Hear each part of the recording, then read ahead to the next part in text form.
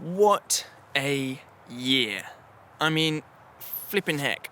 The number of things to wrap your head around, the change to your daily life, the slander and the gossip and all the kind of confusion, the sheer uncertainty and angst and stress. I mean, crikey, you must ask yourself, where is God in all of this and what is he doing?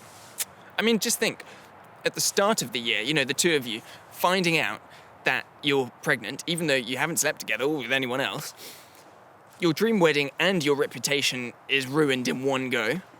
You have to leave home. You're then told that you have to make this long journey on foot and by donkey to go and register yourself for a census, probably just so that you can pay more taxes to Rome. And then while you're there, you go into labour and the baby arrives, surrounded by livestock in really sub-ideal conditions, far from home. You give birth to this baby boy, have unsolicited visitors, and then sleep-deprived and exhausted, you hear that the local king is hunting down baby boys, specifically looking for yours, so that he can kill him. So you have to flee the country and live in Egypt as refugees. I mean, that's a pretty tough year, isn't it? Some wonderful things, don't get me wrong, but sometimes when we talk about the Christmas story, and you see it in nativity school plays and you see it on our Christmas cards, it all looks a bit like a kind of fairy tale, doesn't it? Whereas I think in reality, and if you've been following with us the last few weeks of sermons we've had in the run-up to Christmas, actually, it would have been a pretty scary, stressy time in many ways. And yet, this is the story of God with us. This is the story of God's arrival on earth. See, that whole messy, frightening situation is exactly the one that God chose to drop himself into. So let's take a step back. What is it that's happening here?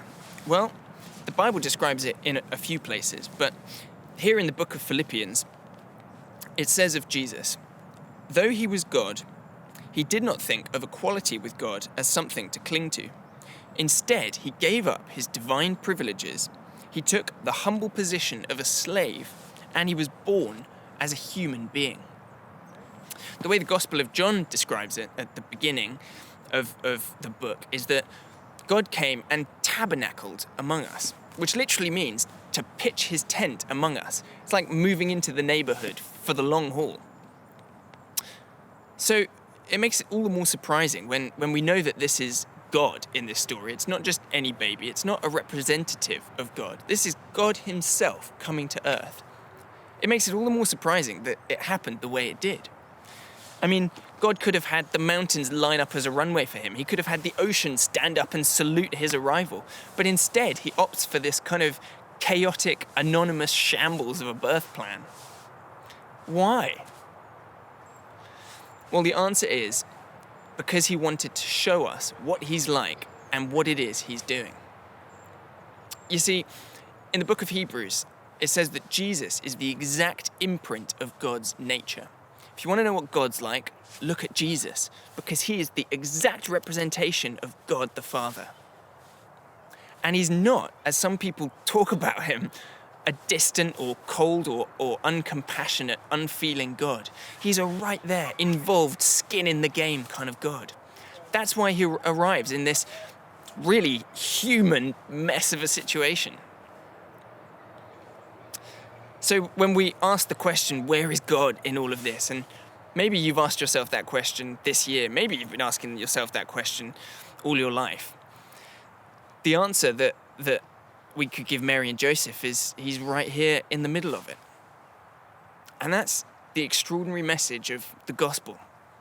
Jesus says, if you want me to, if you ask, I won't force it on you, but if you ask me to, if you invite me in, I will come and pitch my tent in your heart.